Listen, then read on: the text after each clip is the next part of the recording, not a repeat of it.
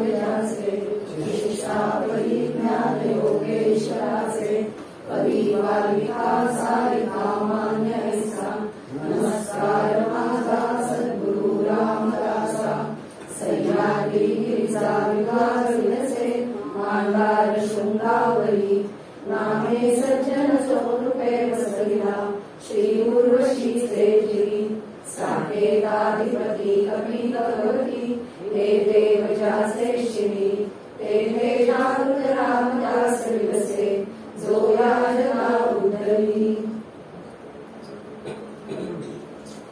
आपण 9व्या दशकाला सुरुवात करणार. खरं तर 8व्या दशकाच्या अखेरचा समास आपण पाहिला तेव्हा आपण सामान्य आणि ब्रह्म याच्या मधल्या स्थितीमध्ये आलो. त्याला शून्यत्व असं नाव दिलं होतं. आपल्याला असं वाटतं की वा आपल्याला परब्रह्म म्हणजे काय ते कळलंच. मग समाजाने सांगितलं नाही हे तुम्ही आलायत ना ही अशी जागा आहे की तुम्ही दृश्य जगापासून कदाचित बाजूला झालाय. कदाचित अजून झालाय तसं नाही पण हे दृश्य जग नाशिवंत आहे. हा देह पण नाशिवंत आहे. हा एक ना एक दिवस जाणार आहे हे कळलंय. पण कळलंय तरी देखील पुन्हा तुम्ही मागे येऊ शकता इतक्याच लेव्हलला आलेला. इथून पुढे अजून परब्रह्म आहे. त्या परब्रह्मापर्यंत आपल्याला जायचं आहे. आज पुन्हा एकदा गुणरूप या नावाचा दशक आपण नव्याने सुरू करणार आहोत. शब्द सोपा आहे गुण आणि रूप. गुण म्हणजे त्रिगुण सत्व रज तम आता आपल्याला सगळ्यांना माहिती झाली. आणि रूप याचा अर्थ दृश्य जग. आपल्याला चटकन रूप दिसतं गुण चटकन नाही दिसत. सहवासाने आपल्याला गुण कळतात मग आपण चांगलं वाईट ठरवतो. रूप आपल्याला लगेच दिसतं. काही वेळा असं दिसतं की गुण कळल्यानंतर आपण रूपाचा विचार सोडून देतो. आपण सगळे मोठं पण आपल्या विवाहाच्या वेळच्या सगळ्या आई वडिलांच्या आपल्याला ज्या सूचना होत्या त्या अशा होत्या. आधी जरा विचार करा गुण पाहिजे. रूप काही टिकणारी गोष्ट नसते. पण दिसतं काय आधी रूप. रूप आधी दिसतं मग गुण दिसतात. गुण दिसले की रूपाकडे दुर्लक्ष होतं. आता आपल्याला तेच नेमकं करायचं आहे की आपल्याला ते परब्रह्म पाहायचं आहे. आणि मग या दृश्य जगाला ते दिसतात चांगलं पुष्कळ आकर्षित करणारं पण ते काही खरं नाही. दृश्य जग आहे ते काही खरं नाही. त्याला आपल्याला बाजूला करायचं आहे आणि खरं जे काही आहे त्या परमात्मापर्यंत पोहोचायचं आहे. आणि गुणरूपाच्या पण पलीकडेच जायचं आहे. खरोखरच अगदी विषय आपण जो पटकन करणारा म्हणून आपण घेतला की तरुण वयामध्ये साथीदार जोड शोधताना पटकन रूप दिसतं गुण नंतर दिसतात. एक वेळ एकमेकांची समजूत अशी होऊन जाते आणि अशी व्हायला हवी की गुणरूपाच्या पलीकडे आपण जायला हवी. ती जी आहे गुणरूपाच्या पलीकडे जाता गुण आणि रूप हे महत्वाचं नाही आहे. तर आता परब्रह्म हे महत्वाचं आहे. ऐक्य ब्रह्म अद्वैत हे महत्वाचं आहे. अगदी प्रापंचिक विचार केला तरी सुद्धा असा काही एक वयानंतरचा पिरियड आलाच पाहिजे की आता अद्वैत आहे. तुझी माझी आवड एक तुला जे आवडतं तेच मला आवडतं म्हणजे मग काय होतं आनंदी आनंद. तेच परब्रह्मामध्ये आहे. आनंदी आनंद केव्हा मिळेल असं जेव्हा ऐक्य साधेल असं जेव्हा अद्वैत साधेल गुण आणि रूपाच्या पलीकडे जाऊ तेव्हा आपल्याला साधेल. आता चिंतनाचाच विषय आहे. असं कळलं की पटकन आपल्याला मुद्दा कळतो. आता आध्यात्मिक भाषेत बोलायचं झालं तर समजा आपल्याला सांगणार ही जी एक विश्व आहे ना ही एक शुद्ध जाणीव आहे. आपण आठवत असेल तुम्हाला अगदी सुरुवातीला गणेश स्तवनाचा समास पाहिला होता. त्या गणेश स्तवनाचा विचार करताना गणेश म्हणजे काय तुम्हाला सगुण मूर्तीतला गणेश कळतोय. डोळे बारीक आहेत सोंड आहे वगैरे वगैरे त्याचं सगुण रूपातलं वर्णन आपल्याला चांगलं पाहिजे. पण तेव्हा आपल्याला असं समर्थाने पटवून दिलं की गणेश ही शुद्ध जाणीव आहे. बुद्धिदाता गणेश ही शुद्ध जाणीव आहे आणि तो गणेश कळावा म्हणून सगुण रूपातला गणेश आपल्या समोर आहे. त्याला नमस्कार करावा अंतकटात त्याला साठवावं. त्या गणेश रूपातून हळूहळू आपल्याला समर्थाने सांगितलं की अहो त्याचं जे बाहेरचं रूप आहे ना तसं आपल्या घरातलं लहान मुलं आलो आपल्याला सांगणार. असं मोठं पोट एवढे टिपले डोळे काहीतरी नाक एवढं मोठं असं नाही सांगणार. पण आपल्याला सगळं मूर्तीतला गणेश वाटतं किती छान दिसतो प्रसन्न वाटतं आपल्याला. पण तेच आपण जर अशा रूपाकडे पाहायला जातो आपले असं नाही घरातून असं कसं झालं एवढं मोठं पोट मग त्याचे अर्थ आपण लावले की एवढं मोठं पोट म्हणजे काय बारीक दृष्टी म्हणजे काय नाक मोठं आहे म्हणजे काय ह्या सगळ्या गोष्टींचा आपण अर्थ लावला आणि त्याच्यातून शुद्ध जाणीव म्हणजे गणेश असा त्याचा अर्थ लावला. आता इथे सुद्धा आपल्याला पाहायचं आहे की या विश्वामधली शुद्ध जाणीव असली पाहिजे आपल्याला, आणि ही शुद्ध जाणीव, विश्वव्यापी शुद्ध जाणीव म्हणजेच ईश्वर. तेव्हा आपण गणेशासाठी म्हटलं होतं, हळूहळू आता पहिल्या दशकापासून 8व्या दशकापर्यंत आपण प्रगती केली ना. आता आपण ईश्वर कुणाला म्हणायचं, तर या विश्वामध्ये असणारी शुद्ध जाणीव. आणखी सोपं सांगते की या विश्वामध्ये असणाऱ्या ज्या सगळ्या गुण दर्शविणाऱ्या चांगल्या चांगल्या चांगल्या चांगल्या गोष्टी एकत्र केल्या की जे घडतं ती शुद्ध झाली. सगळं छान छान घ्यायचं, हा चांगल्या गोष्टी घ्यायच्या, ती आपल्याला कळली की ती शुद्ध जाणीव आहे. बुद्धिदाता गणेशामध्ये तेच आहे, सगळं चांगलं चांगलं चांगलं आपण त्याला साठवलं आहे आणि त्याला गणेशाचं रूप दिलंय आणि मग आपण त्याला म्हणतो जाणीव. असं जर विचारलं. दुसरं असं असतं की आपल्याला सामान्यतः आम्हाला एक अज्ञानाची जाणीव, मला हे माहिती नाही, मला हे कळत नाही, मला हे समजत नाही. इतक्या वेळा अनुभव असला लोक म्हणतात मला काही आम्हाला कळत नाही वाचून, पण इथे आलं की जरा काल काय वाचलं ते कळतं असं तुम्ही म्हणता. पण मला पुन्हा वाचायला असं तुम्ही अरे हे तुम्ही वाचून आता काही कळत नाही, इतक्या डायऱ्या काय केले, पुन्हा डायरी वाचायला. त्याचा अर्थ काय की आपल्याला आपल्या अज्ञानाची जाणीव आहे आणि ज्ञान प्राप्त व्हावं याची पण जाणीव आहे. आपल्याला हे कळावं. आपलं असं आहे की आपल्याला सर्व क्षेत्रातलं कळावं असं वाटतं, हे जाऊ दे. अध्यात्मातलं काय सगळं आपल्याला कळावं. कुठल्याही विषयावर 4 माणसं बोलत असली तर आपल्याला कळावं.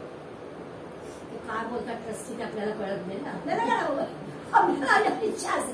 ही स्वाभाविक माणसाची जाय आहे की आपल्याला सगळीकडलं ज्ञान व्हावं. चुकीचं नाही आहे, अगदी बरोबर आहे, आपल्याला ज्ञान व्हावं अशी इच्छा माणसाला असते. आणि अज्ञानाची पण जाणीव असते की आम्हालाही माहिती नाही, आम्हालाही कळत नाही, वाचलं तरी माहिती नाही, वाचलं तरी समजत नाही, पुन्हा एकदा करूया, ही पण जाणीव असते. आता ही जी जाणीव आहे म्हणजे एक तर अज्ञानाने चैन पडत नाही, ज्ञान व्हावं असं आपल्याला वाटतं. आणि म्हणून मग हे अज्ञान जाण्याचा जो प्रयत्न असतो ना, तो अज्ञान जाण्याचा प्रयत्न करणं म्हणजेच हा ईश्वराला समजून घेणं. सामान्य गोष्टींचं जसं असतं की ज्ञान झालं की बरं वाटतं. आता आपण वर्षोनिवर्ष आंब्याचा सीझन आहे, जरा आंबे थोडा एखादा आंब्याची बाजूला काढतो, त्याचा रस काढतो आणि वड्या करतो. आता आपल्याला टेन्शन येते की त्या वड्यांचं वर्षोनिवर्ष केल्या त्यामुळे 15-20 मिनिटाचं काम होत जातं असं आपण म्हणतो की नाही. तर हे कशामुळे झालं, हे ज्ञान झाल्यामुळे आपल्याला कळत आहे. व्यवहारिक गोष्टीवर जसं आहे की हे ज्ञान झालं की आपल्याला त्याचं काही वाटत नाही, तसंच अध्यात्म एकदा ईश्वराचं ज्ञान झालं की मग ती ईश्वराची जवळ वाटायला लागते. मग आपल्याला त्याच्याबद्दल असं वाटतं अरे बापरे ईश्वर म्हणजे काय संकल्पना आहे, जे अदृश्य आहे, जे दिसतच नाहीये, ह्याच्याबद्दल काय. मग मनात शंका येतात. आजच्या समासाचं नावच आहे आशंका. माणसाच्या मनामध्ये कळलं नाही की शंका असतात, कळलं सगळ्याची की शंका नाही. मग आपल्याला येतं का टेन्शन. आपण तिथे की बाबा इतक्या सफाईनं सरावानं करतो कारण त्याचं ज्ञान आपल्याजवळ आहे. काही वेळेला काही अडचण येते, त्याच्यातून मार्ग कसा काढायचा तेही आपल्याला कळतं. तर अशा गोष्टी जशा व्यवहारातल्या मध्ये असतात तसंच इथे आहे की एकदा ही ईश्वर संकल्पना आपल्याला कळली की मग आपल्याला त्याचं ज्ञान झालेलं असतं किंवा आपल्याला त्याच्याबद्दल आशंका मनामध्ये येते. तो विचार आज आपल्याला करायचा. दुसरं असं की आता आपण पंचमहाभूत आणि त्रिगुण या सगळ्याचा आपला अभ्यास सगळा झाला. पृथ्वी, आप, तेज, वायू, आकाश आणि त्रिगुण या सगळ्यांनी हे पिंड आणि ब्रह्मांड दोन्ही आहे. आपला देह सुद्धा या 8 गोष्टींचा आहे. पंचमहाभूत आपल्या शरीरामधल्या या पृथ्वी, आप, तेज, वायू, आकाश याची जरा जरी प्रमाणामध्ये काही बिघाड झाला तरी गडबड होते. त्या प्रमाणात सगळं आपल्या शरीरामध्ये हे 5 गोष्टी असल्या पाहिजे. आणि त्रिगुण सत्वरजतम, या सत्वरजतमामधनं सुद्धा प्रमाण हे बरोबर असलं पाहिजे. जरा रजोगुण वाढला की गडबड झाली, तमोगुण वाढला तर फारच गडबड झाली. त्यामुळे तिन्ही गुण आणि पंचमहाभूत या 8 गोष्टींचं व्यवस्थित संतुलन आपल्या पिंडामध्ये म्हणजे देहामध्ये झालं पाहिजे असं.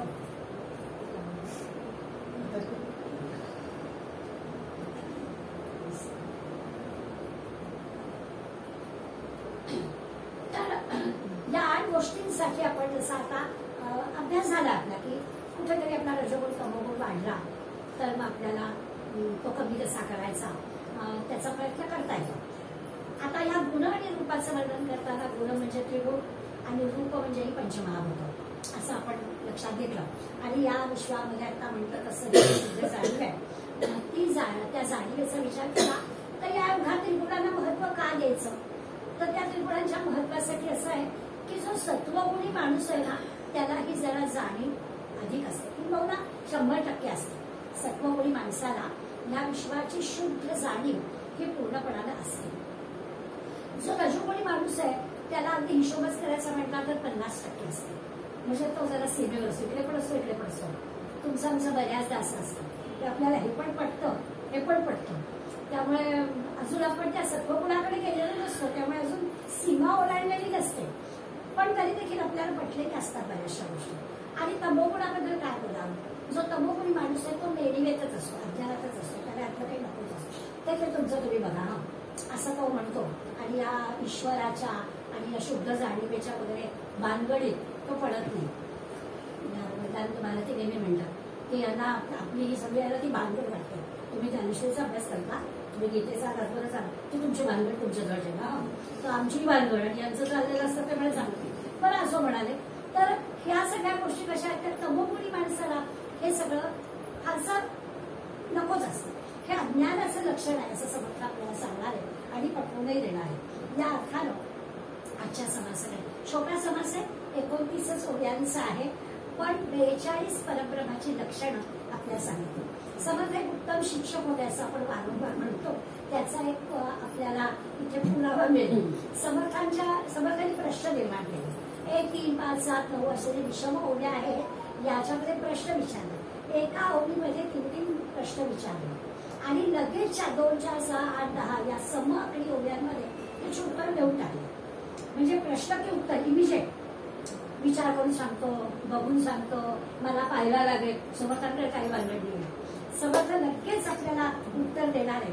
त्यामुळे समास वाचताना सुद्धा आपल्याला मजा येते की तुमची तुम्ही मजा घ्यालच की प्रश्न विचारला की लगेच शोधून त्याचं उत्तर त्याला मिळतं. अशी या परब्रह्माची 42 लक्षणं या ओव्यांमध्ये समर्थांनी आपल्याला सांगितलं की परब्रह्म म्हणजे काय नेमकं आहे, ईश्वर म्हणजे नेमकं काय आहे. अदृश्य असलं तरी सुद्धा तो अदृश्य असताना सुद्धा आपण कसं ओळखता आलं पाहिजे आपल्याला, असं त्यांनी ह्या प्रश्नोत्तर स्वरूपामध्ये आपल्याला सांगितलेलं आहे. त्याचा तात्पर्य असं आहे की परब्रह्म हे परब्रह्मासारखं आहे. ते कशासारखं आहे ते नाही दाखवत आहे, ते अदृश्य म्हणून त्याला नाही दाखवत आहे. ही जाणीव येते, ही समजुतीची गोष्ट आहे, याच्यासह दुसरं काही नाही. पण त्यातल्या त्यात आपल्याला या परब्रह्माची ओळख पटायला जसं शून्यत्व निरूपण पाहताना आपण पाहिलं होतं की एवढं सगळं सांगितलं आणि समर्थ थोडक्यामध्ये सांगायला काय आले, संतांची संगत धरा, सत्संगात जा की तुम्हाला कळेल. तसं इथे पण ते सांगणार की परब्रह्म म्हणजे काय, तर परब्रह्म सांग ते कशासारखं आहे दाखवता येईल. कोणी काही समुद्रासारखं आहे का, आकाशासारखं आहे का, मी तिला या कल्पना लढवे, पण त्याच्यासारखं नाही. प्रत्येकात काही ना काहीतरी उणीव समर्थ दाखवतील आणि परब्रह्म एक परब्रह्मासारखंच आहे, ईश्वर ईश्वरासारखाच आहे. त्याला ओळखता आलं पाहिजे. तो सगळ्या कणा रोबा तेव्हा आहेच आहे, सगळीकडे आहे, पण त्याला आपण ओळखलं पाहिजे. तो दाखवता येणार नाही असं वारंवार सांगतायत. त्यामुळे या सगळ्या 42 जी लक्षात असं आहे का, असं आहे का, असं आहे का, तर ती सगळी प्रश्नोत्तरं पाहताना आपल्या लक्षात येईल की सद्गुरूची संगत केल्याने किंवा आपण असं धरू सगळ्यांना काही सद्गुरू मिळतं असं नाही, पण सद्ग्रंथ तर सगळ्यांना उपलब्ध आहे. त्या सद्ग्रंथांनुसार जर आपण सहवासात राहिलो तर आपल्याला हे परब्रह्म काय ते नक्की समजेल. आणि परब्रह्माचं हे जे स्वरूप आहे ते या प्रश्नोत्तराच्या सहाय्याने आपल्याला आकलन करता येईल. आपण काही शब्दांचा विचार करूया. सगळे काही हे करायला नको आहे. त्याचं कारण असं की आधी निराकार म्हणजे काय, आकार नाही तो निराकार. प्रश्न कसं उत्तर निराकार म्हणजे काय असं विचारलं शिष्याने, ते म्हणाले काय निराकार म्हणजे का आकार नाही, अशा पद्धतीचे सगळे प्रश्नोत्तर आहेत. ते बरेचसे शब्द आपल्याला परिचयात असल्यामुळे त्याचा अर्थ आपल्याला कळेल. आणि ही एक विद्यार्थी आणि शिक्षकाचा जो संवाद आहे त्या संवादाचा आनंद आपल्याला घेता येईल. पण काही शब्द असे असतात की ते शब्द आपण वापरतो, मुलाचं नाव ठेवतात निरंजन, आणि निरंजन म्हणजे काय असा प्रश्न विचारला की तो बिचारा डाव ज्याचा आहे तोही मुस्कळात पडतो. मला सांगायचं होतं निरंजन म्हणजे काय सांगायचं, पण त्याचा अशा शब्दांचा आपण जरा विचार करू. तर समर्थांनी 10व्या ओळीमध्ये प्रश्न विचारला की निरंजन म्हणजे काय. मग त्यांनी सांगितलं की रंजन शब्द आपल्याला कळतो, आपण वापरतो मनोरंजन, ते आपल्याला काय ते कळतं, करमणुकीसाठी आपण तो शब्द वापरतो. इथे त्यांनी म्हटलं की आत्मा कसा आहे तो निरंजन, म्हणजे आत्म्याच्या ठाई मुळात मनच नाहीये ना, मग ते रंजन कुठून येणार? त्यामुळे आपल्याच्या ठाई रंजन नाही, असं रंजन नसणार ते निरंजन आहे. आता मुलाचं नाव कसं काय ठेवतात बघ रंजन नाही म्हटलं, तुला आपल्या मला प्रश्न काय, एका पटपट सारखे येतातच. तर आत्मा कसा आहे तर त्यांना तेच पुढे म्हटलंय. आपण आणखी किती किती रंजन शब्द आपण जिथे जिथे वापरतो ना, त्या शब्दांच्या सहाय्यानं आपण निरंजन शब्दाचा अर्थ पाहिला तर आपलं कळतं की अरे खरंच रंग नाही की तो कसा आहे, पाण्याला रंग आहे का? नाही. ज्याच्या सहवासात जाईल ते पाठवून पाण्याचा रंग. तसं याला रंग नाही, रंजन नाही. लोकांमध्ये तो असा पद्धतीनं मिसळते, त्याच्या लोकांच्यातच तो मिसळतो. अशा प्रकारचे अर्थ निरंजन शब्दाचे केले आहेत. लोकानुरंजन म्हणताय. आपण रामाचं नाव घेताना म्हणतो की राम कसं तर राम लोकांच्या जनतेच्या मनोगताचा विचार आधी करत होता, म्हणून त्याला लोकानुरंजन असं म्हटलं. तर तसं या निरंजन म्हणजे काय, परमात्म्याला निरंजन म्हटलंय तर काय, तर याला द्वैतच आहे, दुसरं असं नाहीच आहे. अशा अर्थाने तो आत्म्याला निरंजन शब्द वापरला. तर असे काही शब्द आहेत. साक्षात परब्रह्म ज्याला म्हटलंय, खरं तर समर्थ असं म्हणतात की परब्रह्म असं प्रत्यक्ष नाहीच आहे, दाखव काय येते म्हणजे नाहीच आहे असं म्हटलं तर विसरू नये की जर आहे तर दाखव आणि नाही आहे तर नाही म्हण ना, तर तसं म्हणत नाही. मग समर्थ राहूच म्हणतात की खरंच आहे की परब्रह्म नाही म्हणजे परब्रह्माला रूप नाही, परब्रह्माचं असं वेगळं रूप नाही. तुम्हाला जे सगळं दृश्य जगामध्ये जे जे काही दिसतं आहे ते सगळं परब्रह्म आहे. समर्थांच्या शिष्यांच्या काही गोष्टी असतात त्या मोठ्या मजेशीर असतात. कदाचित सांगून झाली असेल आज पुन्हा एकदा होईल की छोटी छोटी मुलं 12-14 वर्षाची महंत त्यांची आणि गावागावामध्ये भिक्षेच्या माध्यमातून जायचं, मोठ्या मंदिरामध्ये जाऊन कीर्तन प्रवचन करायचं, अशा सगळ्या गोष्टी समर्थांनी शिकवलेल्या. तर एक चांगला तरुण महंत त्यांचा मोठा हुशार होता, कीर्तन करायचा आणि कीर्तनामध्ये असा सगळा ब्रह्म वगैरे विषय, परमात्मा विषय मांडला. तो दिसत नाही, अदृश्य आहे, निराकार आहे वगैरे वगैरे. एक होता जरा माणूस आणि तो म्हणाला अरे वा, आणि मग एक पाठी दिली त्यांनी रिकामी, तुझ्या त्या गुरुकडून पाठीवर ब्रह्म घेऊन गेले मला उभी आयुष्यात. आता असं कोणी आपल्याला मोठ्या माणसांनी म्हटलं की तो विषयाला वावरला, तर पाठीवर ब्रह्म घेऊन घे, काही बोलला नाही. नम्रतेनं मठात परत गेला, समर्थांना झालेली गोष्ट सांगितली की आज असा असा समाज घेतला, सगळं सांगितलं. पण गुरस्त म्हातारे बुवा आले बाबा आणि त्यांनी वाटी दिले आणि वाटी ब्रह्म घेऊन म्हणाले, सद्गुरूंनी तुला शिकवल्यानं बोलायला ते सद्गुरूला सांग वाटीवर ब्रह्म द्या म्हणा मला. समर्थ हसले आणि म्हणाले बरं. म्हणाले असं आहे की वाटी घेऊन जा आणि त्याला म्हणा आधी ती रिकामी करून द्या, मग बघून आधी रिकामी करून द्या. आता लक्षात आपल्या आलं असेल की नाहीच आहे, ते ब्रह्म बघेलच आहे. आपल्याला ती वाटी रिकामी दिसते का, आपण दृश्य गोष्टी भरल्या तरच ती वाटी भरली असं म्हणतो. ती वाटी भरलेलीच आहे, सगळीकडे जर ईश्वर आहे, सगळीकडे जर परमात्मा आहे तर ती वाटी भरलेलीच आहे परमात्म्याने. ते आधी रिकामं करा, करू शकलात तर बघा, मग ते तो ब्रह्म भरून. तर अशा पद्धतीने विचार केला तर आपल्याला परब्रह्म म्हणजे काय आहे ते लक्षात येईल. म्हणून सोबत आपल्याचे त्याला रूप नाही. हे जे सगळं काही आहे, नद्या आहेत, डोंगर आहे, झाडं आहेत, पानं आहेत, फुलं आहेत, पक्षी आहेत, माणसं आहेत, घरात सगळ्या वस्तू आहेत, हे सगळं ब्रह्म आहे. हे सगळं जर परब्रह्म आहे तर त्या परब्रह्माला वेगळं रूप काय दाखवणार? त्या परब्रह्माला वेगळं रूप नाही. दुसरं असं आहे की रूप नाही आहे आणि परब्रह्म कळायला तर हवंय. दिसायला रूप नाहीये, देता येत नाहीये आणि तरी देखील आपल्याला परब्रह्म कळायला तर हवं आहे. मग काय करायचं? मग त्याला एक सोपी समोरची सांगतात की असं आहे की आपली ज्ञानेंद्रियाची शक्ती कमी. आपल्या इंद्रियाद्वारा आपल्याला जे जे दिसतं आहे, जे जे ऐकू येतं आहे, जे जे आपण मनाने समजू शकतो आहे, याच्याही पलीकडे ते परब्रह्म आहे. त्यामुळे इंद्रियांच्या पलीकडे आपल्याला गेलं पाहिजे. इंद्रियांच्या शक्तीमध्ये आपल्याला हे काही दिसणार नाहीये, इंद्रिय गोचर नाहीच आहे आणि म्हणून आपल्याला ते कळणार नाही.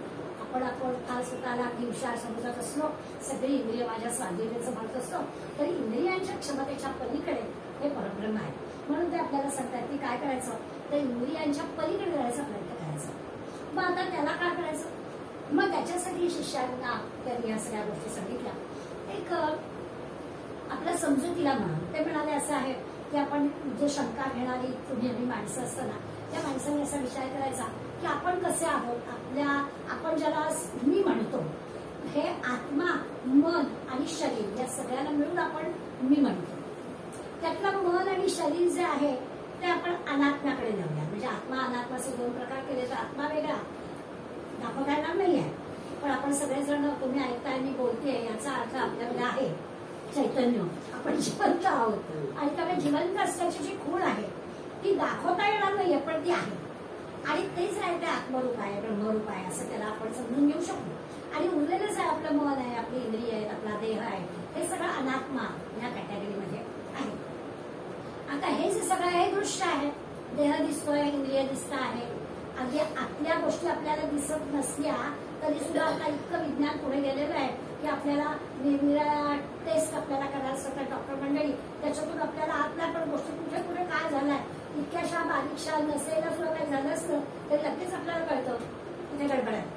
असं आपल्याला आतल्या गोष्टी पण दाखवतात, पण ब्रह्मने दाखवतात.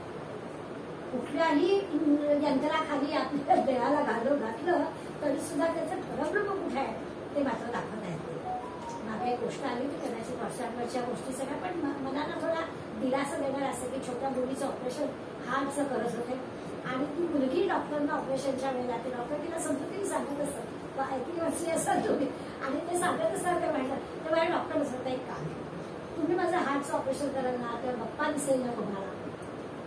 आता तिचं ते लहान वय आहे ना, तिला आज बाप्पा आहे ही इतकी संकल्पना पक्की पटली आहे की मला दिसेल, तुला दिसेल, तुम्ही माझं ऑपरेशन करणार ना, मग तुम्ही माझं हार्ट ऑपरेशन कराल मला दिसेल.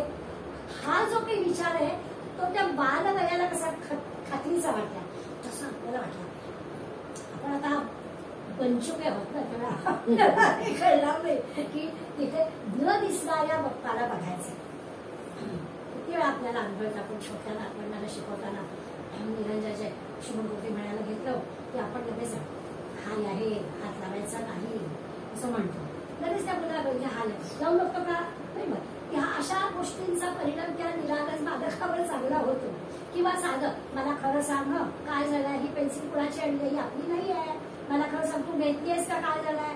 आपल्याला किती लागतं दटावायला, घराघरातून हा विषय असतो. मग आपण बाप्पा राहतो, मला माहित नाही जे काय असेल ते खरं सांग, बाप्पा बघतो. हे जे बाप्पा बघणं आहे ना ते आपल्याला कळलं पाहिजे, बस बाकी काय नाही. परमात्मा परमेश्वर जे काय की तो आपल्या प्रत्येक कृतीवर लक्ष ठेवून आहे, तेच परब्रह्म आहे. आता तो अदृश्य आहे म्हणून फक्त हा सगळा विषय की कसा समजून घ्यायचा. दृश्याचं ज्ञान तर आपल्याला होतं, ते करून सोपं असतं, सोयीचं असतं. त्यामुळे मगाशी असं म्हटलं की प्रत्येक गोष्ट आपल्याला कळावी असं वाटतं आपल्याला. त्यामुळे ते दृश्य जगातल्या गोष्टी आपल्याला कळाव्या, त्या कळण्यासाठीचे आपले प्रयत्न असतात, अधिकाधिक प्रयत्न असतात, ते कळतही. त्यामुळे ते सहज सोपं असतं. पण हा जो प्रकार आहे बुद्धी वाणी इंद्रिय सगळ्याच्या पलीकडे असणारा दृश्य गोष्टी कळण्याच्या ज्या काही आपल्या क्षमता आहेत त्या सगळ्या बाजूला पडतात आणि मग आपल्याला ते अतिंद्रिय असणारं जे परब्रह्म आहे ते आपल्याला शोधायचं असतं. अगदी सहज आपल्या लक्षात की दृश्य जग जे आहे त्याच्यामध्ये द्वैत असणाऱ्या गोष्टीच आपल्याला कळतात. तिथे द्वैत असतं, आपण नाही त्या वस्तू वेगळ्या असतात. इथे आपल्याला केव्हा कळेल अद्वैत कसं, आपण अनन्य होऊन जाऊ ईश्वराशी, तेव्हा तो ईश्वर आपल्याला कळेल. निरनिराळ्या लोकांचे निरनिराळे अनुभव असतात, त्या अनुभवातून माणसं आपला आपला ईश्वर शोधतात आणि त्या ईश्वराच्या सानिध्यात राहायचा प्रयत्न करतात. त्याचा अनुभव त्याला होतो. किती जरी आपण अनन्य अद्वैत असे शब्द वापरले तरी सुद्धा तुकाराम महाराज म्हणतात की तू भगवंत आणि मी भक्त ऐसीची करू. त्यामुळे ही पण गोष्ट खरी आहे की त्यांना संतांना पुन्हा हे सगळं तुम्हा आम्हाला शिकवण्यासाठी अद्वैतात यावंच लागतं. पण तो भाग नंतरच आहे.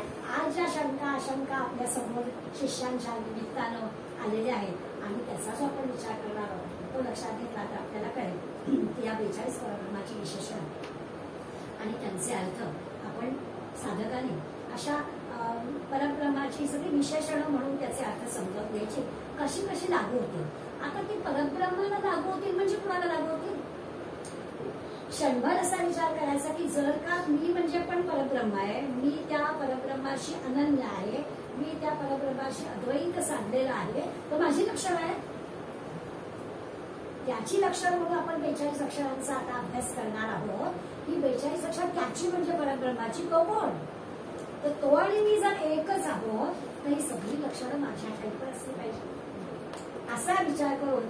आता असा विचार करून काही अचानकपणानं मी म्हणजे काही ईश्वर होणार नाहीये, रूपागुणात काही माझ्या बदल होणार नाहीये, मी असणारे ती तशीच असणार. मग परब्रह्माशी अनन्य साधणं, परब्रह्माशी अद्वैत साधणं म्हणजे काय नेमकं होणार आहे. त्याचा अर्थ असा की आपली देहाची बुद्धी, देहावरचं प्रेम कमी कमी होणार. आपण जर ईश्वर आहोत तर ईश्वराचा मुलगा दुखतोय, माझा थोडाच दुखतोय असा विचार तरी मनात येईल. मग आपण म्हटलं ना की कसा विचार करायचा की हो गरम होत आहे, यावर्षी जरा अतिच गरम होत आहे, त्याच्या सगळ्या सोयी सुविधा आपण करतोय देखील. मनात काय विचार करायचा की अरे 50.6 मग त्याला काय होत असेल, मग ते आठवलं की मला काहीच नाही 42च आहे, मग आपल्या येतं. हे जसं आपण करतो व्यवहारामध्ये तशी मग आपल्याला लगेच गरम होण्याची ते कमी होऊन जाते. तेवढं काही नाही बघ ते 50.6 मध्ये आपलं काय आहे असं म्हणलं की आपल्याला लगेच कमी होतं. तसं आपल्या देहाच्या पलीकडे जाण्यासाठी, देह बुद्धीच्या पलीकडे जाण्यासाठी आपल्याला काय करावं लागेल तर हे करावं. जेव्हा ईश्वर कळतो, अनन्यता येते, अद्वैत साधतो, त्यावेळेला काय होईल तर आपल्याला काही बदल होणार नाही. व्यवहार सगळे चालले तसेच चालवावे लागणार आहे. बदल काय होणार आहे, आपली देहबुद्धी कमी होणार आहे. देहबुद्धी कमी झाली की आपोआपच ब्रह्माची परब्रह्माची धारणा आपल्याला येईल. हा त्याचा खरा म्हणजे अर्थ. आता आत्मा आणि अनात्मा विचार केला म्हणजे परब्रह्म आणि आपलं दृश्य जग किंवा आपलं देह इंद्रिय असा विचार केला तर आपल्या लक्षात येईल की दोघांमध्ये खूप वेगवेगळ्या पद्धतीने विचार केला तर खरंच सहज दाखवता येईल असा आहे. आता असा विचार केला तर कुठलीही वस्तू आहे, देह म्हणजे प्राप्ती वस्तूच आहे, पण आपण देहाला लगेच नाश बेश म्हणत नाही, आपल्या कुठल्या वस्तू मानू तर वस्तू आहे आणि वस्तूचा नाश होतोच आज ना उद्या. अगदी कितीही टिकाऊ. माझी भाचे सुनाले तुला आमचं जुनं कपाट आहे कधी आजोळचं, यांच्या आजोळचं, यांच्या आजीच्या माहेरून आलेलं आहे, पण जुनी वस्तू खूपच चांगली आहे. त्या या कपाटावर माझं नाव लिहा काढलंच तर मला द्या. तर हे काय आहे तर या अशा वस्तूंवरती आपलं प्रेम असतं हे बरोबर, पण वस्तू म्हणजे की तिचा नाश आहेच. 100, 200, 500, 1000, 2000 किती वर्षांनी का होईना ती वस्तू जाणारच आहे. वस्तू तशीच्या तशी राहील असं होणार नाही. त्यापूजी करावी लागेल, त्याला पुन्हा काहीतरी रंग पॉलिश करावं लागेल आणि त्याची आयुष्य त्याचं वाढवता येईल. परंतु वस्तू म्हणजे की नाश आहेच, परब्रह्माचा नाश नाही. परब्रह्म अविनाशी आहे. प्रश्न विचारलाय की हे काय आहे तर परब्रह्म अविनाशी आहे. कुठलीही वस्तू विनाशी, अगदी तुम्ही आम्ही आहोतच, आज आहोत उद्याच आपल्याला माहित नाही. त्यामुळे बाकी सगळ्या जगातल्या सगळ्या वस्तू ह्या नाश पावणाऱ्या आहेत, परब्रह्म मात्र अविनाशी आहे. दुसरं असं त्याचं कारण आहे की आपण ह्या सगळ्या इंद्रिय मन बुद्धी त्रिगुण आपण ताबायला या सगळ्यांनी तयार झालेलं, त्या परब्रह्माला तर काहीच नाही आहे. आपला नाश होणार आहे म्हणजे काय होणार आहे तर इंद्रिय आपली कमी कमी होत जाणार आहे, हळूहळू हळूहळू देहाचा नाश होणार आहे असं आपल्याला दाखवून देता येतं. पदार्थ म्हटला, वस्तू म्हटला की त्याचा नाश आहे. त्या परब्रह्माला यातलं काहीच नाही आहे तर त्याचा नाश होण्याचा प्रश्न असतो. नाश होण्याचा 6 प्रकारांनी नाश होतो वस्तूचा, कुठल्याही वस्तूचा. काही ना काहीतरी घडतं आणि वस्तूचा नाश होतो. ओवी 28 आहे आणि आत्मा अविनाशी आहे. तेवढं उत्तर समर्थ मिळून बोललं. आता तेवढ्या 20 दशकांमध्ये पुन्हा पुन्हा विषय येईल, त्याला स्पष्टीकरण करतील असते, पण आता तरी आपण विनाशी आहोत, नाश पावणारे आहोत आणि आत्मा अविनाशी आहे असं स्पष्ट सांगितलं. आपण लक्षात घ्यायचं की मग वस्तू सगळ्या विनाशी आहेत. अगदी पृथ्वी सुद्धा जी निर्माण झाली ती नाश पावणारच. अशा सगळ्या गोष्टी नाश पावणाऱ्या आहेत. त्या किती प्रकारांनी नाश पावतात तर हे संशोधन करणारे जे संत मंडळी सांगतात ते आपल्याला सांगतात, विचारवंत मंडळी सांगतात की 6 प्रकारांनी पदार्थांचा किंवा वस्तूचा नाश होतो. आणि आपण थोडा बारकाईने विचार केला तर आपल्या लक्षात येतं की खरंच आहे वस्तूचा पदार्थांचा नाश होतोच. आता म्हटलं तसं की स्वतः हा पदार्थच जसा काळ जाईल तसं नाश पावतो, काही व्हावं लागत नाही. आहे जन्माला आलाय तो जाणारच आहे, त्यामुळे नाश पावतो. दुसरी गोष्ट अशी होती कदाचित दुसरा कोणीतरी त्याचा नाश करतो, परमात्म्याचा दुसरा कोणी नाहीच तर त्याचा काय नाश होणार. सगळीकडेच परमार्थ भरलेला परमात्मा भरलेला आहे तर त्याचा नाश काय होणार, कारण दुसरा कोणी नाहीच आहे. वस्तूचा नाश दुसरा कोणीतरी करू शकतो. कुठली वस्तू घेतली तरी त्याचा दुसऱ्या कोणाकडून नाश होण्याची शक्यता असते. पदार्थ ज्याच्या आश्रयाने राहतो त्या आश्रयाचा नाश होतो. सातान म्हटलं की का माझी सून म्हणाली असेल कपाट मला दे ना, तिला माहिती आहे की या दोघांच्या नंतर या सगळ्याचा काहीतरी होणार आहे तर ते मी लावून ठेवते. कारण ज्याच्या आश्रयाला वस्तू आहे त्याचा नाश झाला की मला त्याचा नाश, परमात्म्याचा नाही. परमात्म्याचा कोणी परमात्मा कोणाच्या आश्रयाला नाहीच आहे, मग त्याचा नाश कसा होईल. किती बारीक बारीक विचार करतात विचारवंत आणि आपल्या पुढे मांडतात विषय. दुसरा पदार्थाचा संबंध किंवा वस्तूचा संबंध ज्याच्याशी येतो तो नाश पावला की पदार्थ नाश पावतो. ज्याच्या आश्रयाने राहतो काय किंवा ज्याच्याशी संबंध येतो काय तसं तो दोन्ही एकाच प्रकारचा आहे.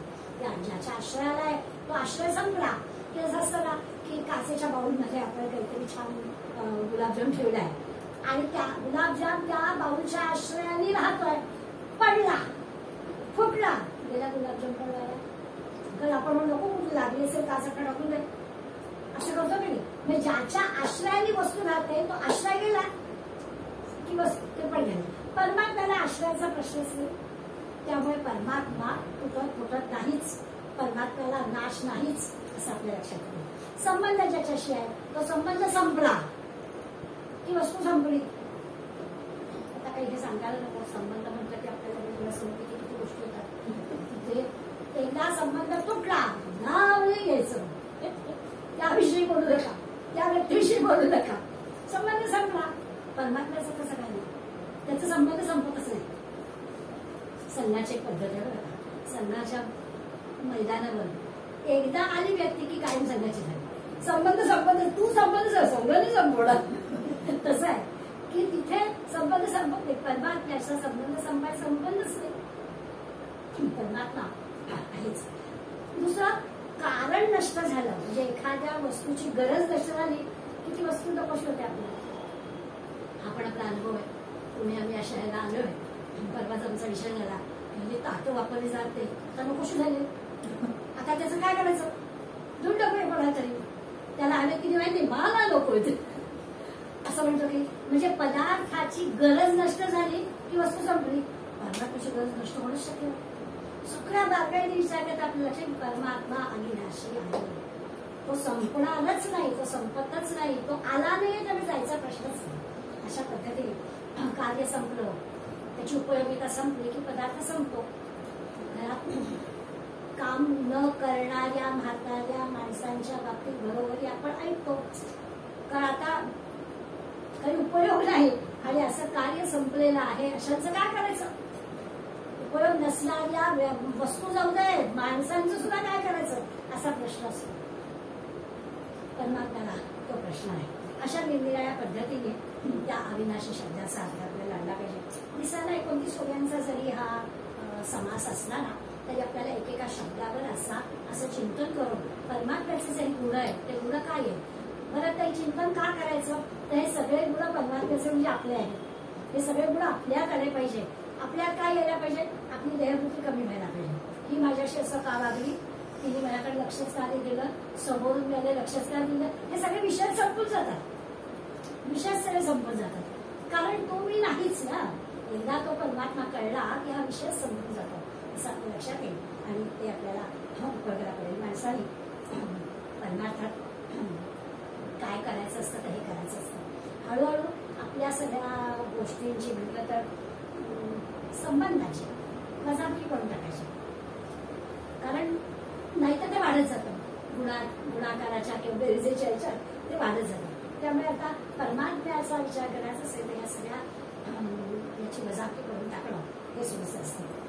एक वरदानंद भारती म्हणजे अनंतराव आठवलेंचा एक सगळा श्लोक आहे की या सगळे जे सगळे परमात्म्याचे गुण आज आपल्याला 29 ओव्यांमध्ये सांगितलं त्या सगळ्याचा एक आपण 4 ओळीमध्ये थोडक्यामध्ये वरदानाच्या श्लोकाचा विचार केला तर ते म्हणजे काय घडेल तर म्हणजे चित्ताची स्थिरता. हे अशा पद्धतीने विचार केला परमात्मा हा आहेच आहे सगळीकडे आणि त्या परमात्म्याचे जे सगळे गुण आहेत ते आपल्याला लागले म्हणजे काय तर आपल्या चित्ताची स्थिरता होते. आपल्या सर्व मनाचं शुचिता, मन कसं आहे तर पवित्र होऊन जाईल. या मनामध्ये कोणाही बद्दल काही गैरविचार येणारच नाही कारण ते पवित्रच आहे. परब्रह्म जर आहे तर ते पवित्र आहे. त्यामुळे चित्ताची सुस्थिरता, मनाची शुचिता, कार्याचं निस्वार्थता. आपण जे काही काम करणार आहोत तिथे माझं नाव झालं पाहिजे, बोर्डावरती नाव आलं पाहिजे असा काही भावच मला येणार नाही. काम करायचं आहे ते कुणी केलं याला महत्व नाही आहे अशी निस्वार्थता कार्याला येईल. केव्हा सगळीकडे परब्रह्म आहे अशी आपली पक्की खात्री झाली की. दुसऱ्या वेळी म्हणजे उद्योगप्रियता. हे सगळं करायचं म्हणजे संस्कारी बसायचं सतत कार्यरत करायचं. कार्यमग्नता जीवन व्हावे, मृत्यू ही विश्रांती. अशा पद्धतीने कार्यमग्नच राहायचं. म्हणून म्हणतात की उद्योगप्रियता, मुखामधुरता, गोडवाणी पाहिजे. बोललं चांगलं, बोललं गोड, तरच लोक आपलं पटवून घेतील, नाही तर ते पटवून घेणार. त्यामुळे मुखामधुरता, प्रेमास निर्व्याजता, हा माझ्या प्रेमाचा तोल आहे. निर्व्याज प्रेम, त्याच्यातून काही मिळवायचं नाही आपल्याला, असं निर्व्याज प्रेम करता आलं पाहिजे. म्हणून म्हणतात प्रेमास निर्व्याजता. सत्यासी सहता, स्वदेशी ममता. वेदांत भारती अगदी पक्के देशभक्त होते, त्यामुळे लगेच बघा त्यांच्या श्लोकामध्ये स्वदेशी ममता असं आलंच. आर्तस्थळी आर्द्रता, जिथे आर्तता आहे, जिथे आपली गरज आहे, आर्ततेने कुणीतरी आपल्याला हात मारलेली आहे, तिथे लगेच गेलंच पाहिजे. अशा प्रकारे आर्तस्थळी आर्द्रता. ऐसे या अवनीवरी निवसिता, या पृथ्वीवर असं जर आपण राहिलो, विश्वासितो वंदिता, जग त्याला वंदन करेल, तेच परमात्मा. हे परमात्म्याचे गुण आपल्यामध्ये यावे याच्यासाठी वरदानंदानी या 4 ओळीमध्ये आपल्याला हे सगळ्या 29 गुणांचं, 29 सगळ्यांमधल्या परमात्म्याच्या गुणाचं 4 ओळीमध्ये सारांश सांगितलं. आता आणखीन एक विचार याच्यातून लक्षात घ्यायचा की हे सगळं कधी कळेल. सारखं सारखं आपल्याला ते आत्मज्ञान असं विषय वारंवार मांडला जातो. तर आत्मज्ञान झालं की आपल्याला या सगळ्या गोष्टी समज कळतील, म्हणजे अज्ञान नसतो. अज्ञानातून अशा सगळ्या गोष्टींकडे जाण्याची गरज आहे असं कळतं. जेव्हा ज्ञान होईल तेव्हा काहीच प्रश्न नाही आहे. आपण सुरुवातीलाच पाहिलं की ज्याला हे कळलं आहे परमात्मा म्हणजे काय आहे, संतपदीला पोचणाऱ्यालाच कळतं. पुन्हा मला कळलं तरी ते वळत नाही, त्यामुळे कळलेलं असं कळत देशात की भाग नाही. जेव्हा वाचतो तेव्हा, जेव्हा ऐकतो तेव्हा आपल्याला ते छान कळलं. सर त्यागवता सभेची जाते हे पण आपल्याला कळतं. त्यामुळे पुन्हा पुन्हा पण ते सारखं सारखं आपल्याला सांगावं लागतं आणि सारखं सारखं सांगावं लागतं. यासाठी संतांची सगळं करावं. म्हणून आपल्याला शेवटी निर्णय तो समर्थनाचा ग्रंथ संत यांच्या सहवासात राहा की हे सगळं आपल्याला आपोआप समजेल. जे जे काही ज्ञान विरहित आहे, ज्ञान विरहित जे जे केले ते ते जन्मासी मूळ झाले. काय होत आहे की जे ज्ञान विरहित केलं आपल्याला ना, पुढे मी आता हा श्लोक पण सांगणार आहे की आपल्याला 3 गोष्टी लागतात. एक तर नरदेह मनुष्य जन्म लागतो, तो आपल्याला सुदैवाने छानपैकी मिळालेलाच आहे, त्यामुळे त्यासाठी आपल्याला प्रश्न नाही आहे. आता आणखी मुमुक्षुत्व लागतं, म्हणजे हे सगळं ऐकून घेण्याची इच्छा लागते. शंकराचार्यांचं सांगणं आहे आपल्याला की दुर्लभम तयमेव येतात. 3 गोष्टी दुर्लभ आहे. पहिली गोष्ट मनुष्य जन्म मिळणं दुर्लभ आहे. आपलं सगळ्यांचं भाग्य आहे की आपल्याला तो मिळाला. त्यामुळे एक गोष्ट तर आपण भाग्याने मिळवलेली आहेच. तर आपल्याला माहिती नाही, आपण काही कोणाकडे मागायला गेलो नाही, मिळालं. पुन्हा चांगला मिळाला. हा, जरा चांगल्या आईवडिलांच्या घरामध्ये, चांगल्या संस्कारांच्या घरामध्ये, रोजचा कसलाही प्रश्न नसणाऱ्या घरामध्ये, असं सगळं आपल्याला छान मिळालं. त्यामुळे शंकराचार्य म्हणतात की ज्या 3 गोष्टी अत्यंत कठीण आहेत मिळवणं, दुर्लभम तयमेव, त्या 3 गोष्टींमधली पहिली गोष्ट आपल्याला मिळालेलीच आहे. आणि दुसरी काय तर मोक्षत्व, ती पण म्हटलं तर आपल्याला मिळालं. की मोक्षाची इच्छा आपल्याला मिळालं नसू नये, पण अशा प्रकारच्या ग्रंथांचा अभ्यास करावा. आठवड्यात 1-2दा का होईना आपण काहीतरी श्रवण करावं, काहीतरी अभ्यास करावा, वाचावं असं आपल्याला वाटतं. त्यामुळे नरदेह मिळणं पहिली गोष्ट चांगली झाली. मुमुक्षु मोक्षाची इच्छा आहे ही पण गोष्ट आपल्या दृष्टीने चांगली झाली. आता महापुरुष संशय हा म्हणजे चांगल्या संत मंडळींच्या ग्रंथांच्या सहवासात राहणं. मग या 3 गोष्टी केल्या तर मोठी कृपा आपल्यावर झालेली असं समजायला हरकत नाही. माणसाचा जन्म हा याचसाठी खरं आहे. या 3 गोष्टी मिळाल्या की सगळं आपल्याला मिळालं असं शंकराचार्य आपल्याला खात्रीने सांगतात. आणि या अर्थाने आपल्याला काय नेमकं परमार्थात करावं त्याचा अर्थ समजेल की ठीक आहे अज्ञान असतं, पण त्या अज्ञानाकडून ज्ञानाकडे जाताना मार्गामध्ये येणाऱ्या सगळ्या गोष्टी आहेत त्या आपल्याला संत हा धरून घेत असतात. त्यांच्या सांगण्याप्रमाणे आपण करावं की आपलं काम होईल. ज्ञानविरहित जे जे केले ते ते जन्मासी मूळ झाले. पण जर हे केलं नाही, एवढं सगळं आपल्याला मिळालं आहे आणि कधी देखील आपण ते केलं नाही तर पुन्हा या जन्ममृत्यूच्या चक्रात यायला लागेल. पुन्हा जन्म की चक्रातून सुटकाच नाही आपल्याला. पुन्हा पुन्हा जन्मा यावे, पुन्हा व्हावे भजित, असं तुकाराम महाराज म्हणलं. किंवा काय भजित, एवढं सगळं दिलंय ना तरी देखील पुन्हा या जन्मात एवढी प्रगती झालेला बघूया, आणखी 2च्या जन्मामध्ये होईल. काय भरोसा पुन्हा जन्म याच्यापेक्षा चांगला मिळणार याची काय खात्री. जे जे केलंय त्याच्यावर मिळालंय, आत्ताच काय या जन्मी मोक्ष, असा काही विचार करायचा. म्हणून ते आपल्याला सांगतात, म्हणून सद्गुरूची पावले सदृढ धरावी आणि घट्ट पकडून ठेवावं सद्ग्रंथाला संतांना, सोडूच नाही त्याला की आपलं काम झालंच, की आपण ज्ञानाकडे वाटसाठी जगा असं वाटले देव पाहावा त्याने सत्संग धरावा. किती सोपं समर्थ सांगतात आपल्याला, हवाय ना सत्संग धरा, सत्संग देवारी देवा पावी जेत नाही. तो परब्रह्म कळायला हवा असेल तर सत्संग केली, दुसरं काहीही नाही असं कधी आपल्याला सांगितलं. गीतेमध्ये सुद्धा आपल्याला दुसऱ्या अध्यायात ब्रह्माचं लक्षण सांगितलंय, समदुःख सुखम वीरम सोडू तत्वाय कल्पते. आता हे अर्जुनाला सांगताना ना भगवंत थोडक्यात सांगतो. अत्यंत बुद्धिवाद अर्जुन स्वभाव आहे, त्यामुळे त्याला काही फार सांगायला काही लागत नाही. तो म्हणजे तुला अमृतत्व हवायला मग दुःख करत बसू नको. दुःख हे देहा पातळीवरच आहे, हे तुला नकोच आहे. अमृतत्व प्राप्त व्हायचं असेल तर सुखा दुःखाच्या पलीकडे जा, तिथे तुला ब्रह्म दिसणार आहे, तिथे तुला अमृतत्व मिळणार आहे.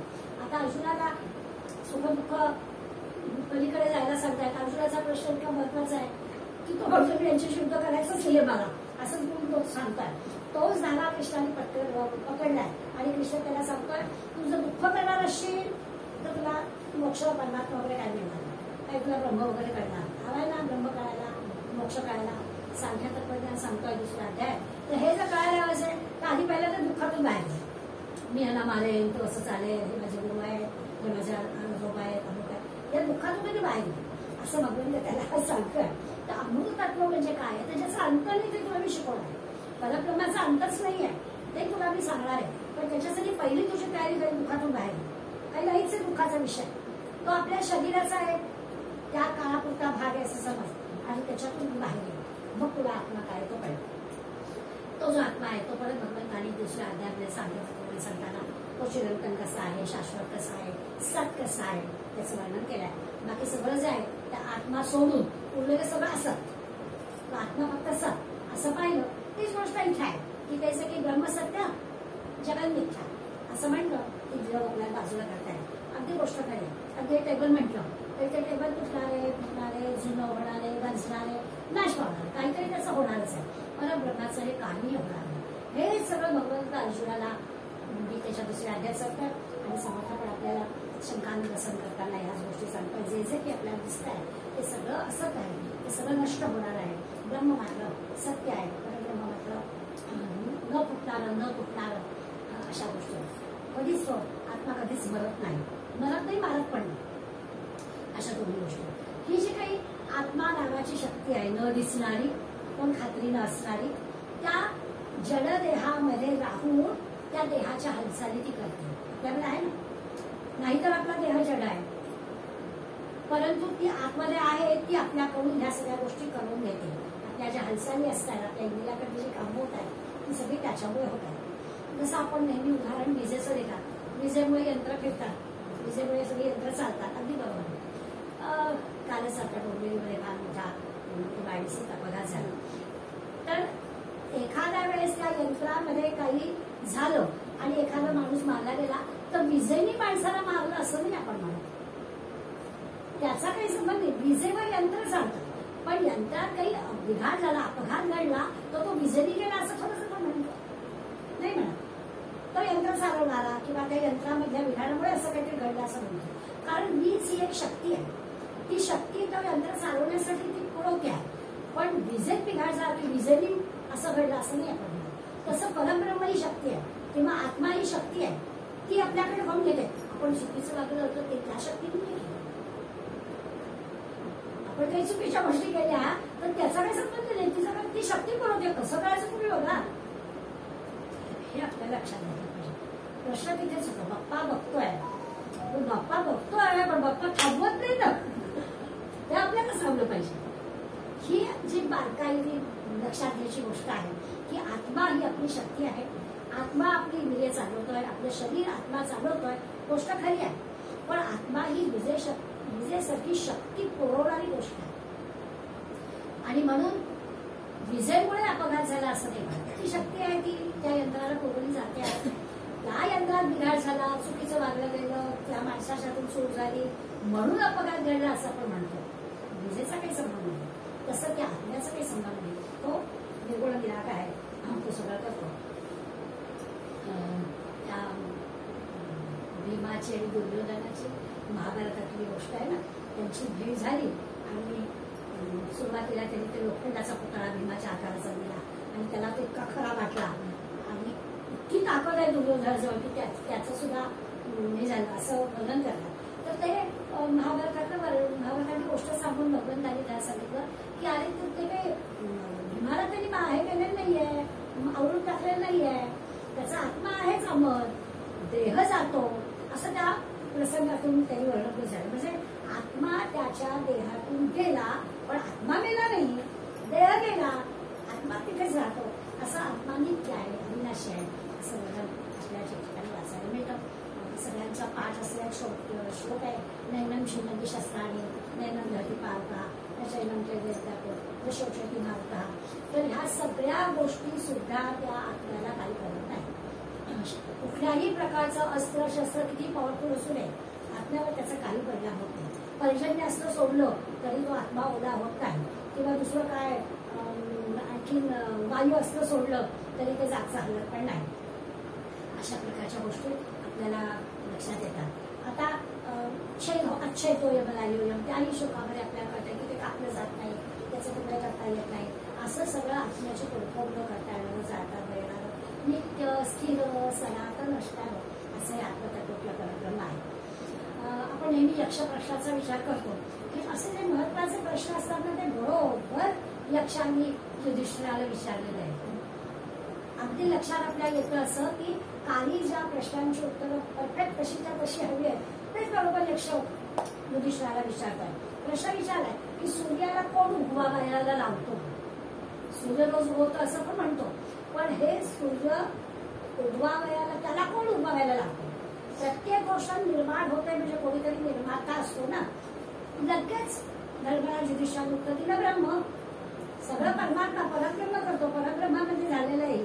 जगात घडणारी प्रत्येक गोष्ट ही त्याच्या सत्तेमुळे घडते. सूर्य सुद्धा येतो आणि जातोय त्याच्याच सत्तेमुळे घडतं असं धर्मराजाने उत्तर दिलं.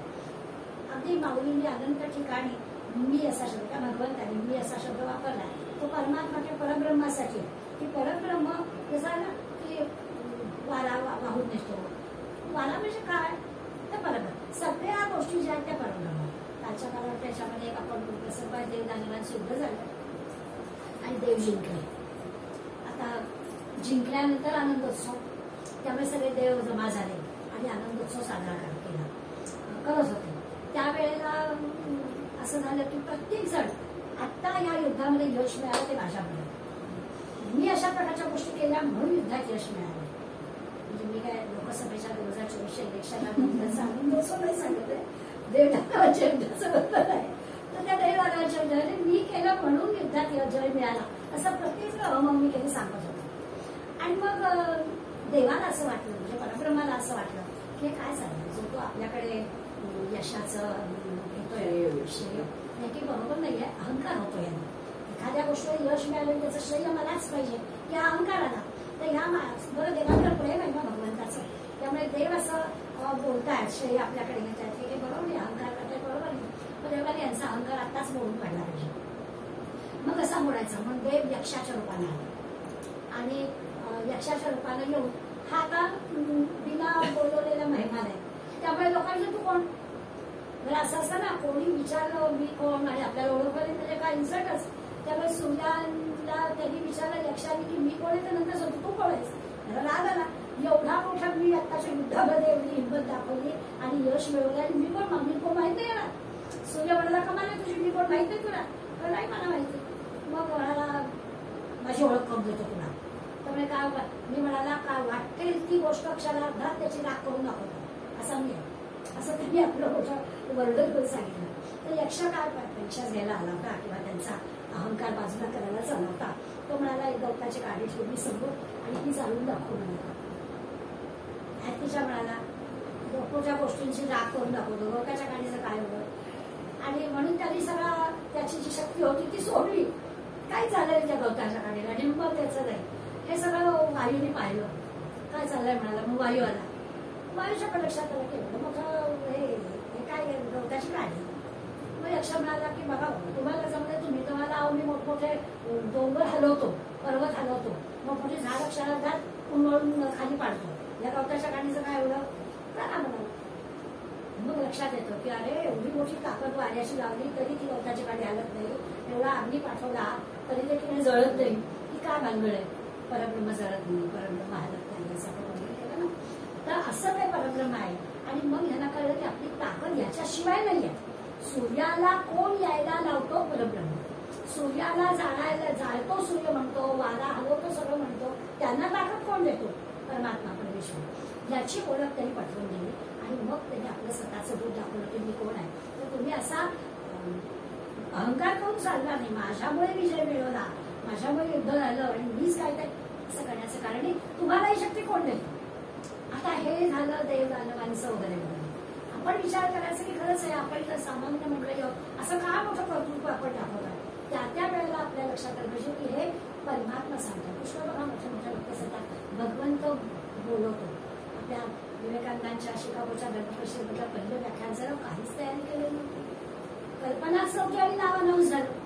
एवढ्या मोठ्या जगातल्या निरनिराळ्या धर्माचे प्रतिनिधी आलेले आणि यांच्या समोर बोलायचं होता साधू वेशातला तरुण माणूस आणि काहीही तयारी नाही. आणि जे काही बोलले सद्गुरू बोलविता असं त्यांनी सांगितलं. रामकृष्णाने ठरवलं की माझ्याकडून बोलवून घेतलं.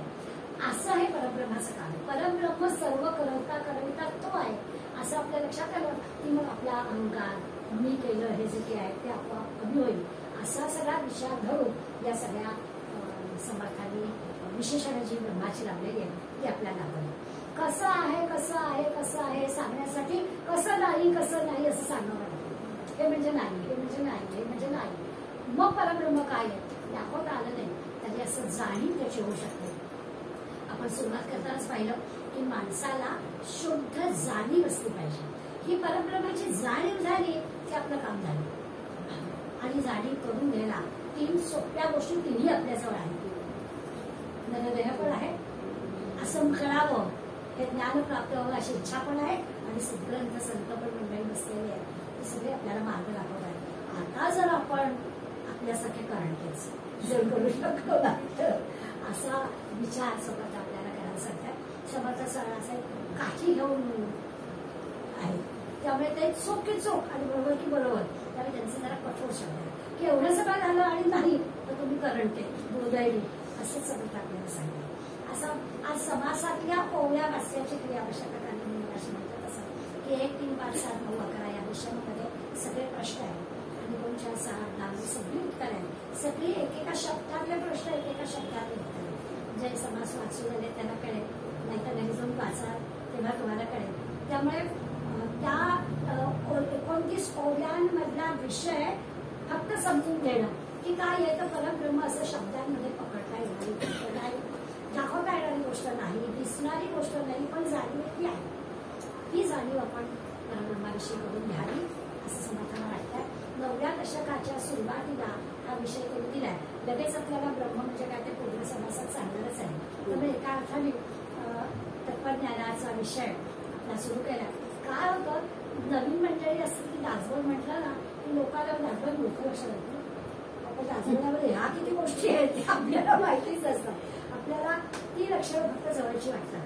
तर असं नाही समर्थांनी अगदी सामान्य मंडळींना अशी म्हटलं तसं समोर असणारे जे विद्यार्थी आहेत त्या विद्यार्थ्यांना पण विषय कळावा अशा पद्धतीने मांडणी ग्रंथाची आहे. बऱ्याचदा असं होतं की जेव्हा आपण एकंदर 200 समासाचा साकल्याने विचार करतो ना तेव्हा असं वाटतं किती गोष्टी परत परत येत आहेत, परत परत हा विषय सांगितले जात आहेत असं वाटतं. प्रमाण नाही पण त्या सगळ्याची किती गरज आहे ते पण लगेच आपल्या लक्षात येतं की जरी हे बाकी समज झाले असतात. आम्ही सुरुवातीचं केलं की अगदी दुसऱ्या समासात पहिल्या दशकातल्या दुसऱ्या समासात गणेश स्तवन करताना गणेश म्हणजे शुद्ध जाणीव ही सांगून झालेली होती. आता परत ते शुद्ध जाणीवाचाच विचार करतात. मग गणेश म्हणजे काय आहे तर तोच परब्रह्म आहे, फक्त सगुण रूपात आपल्याला त्याला गणेश दाखवलं.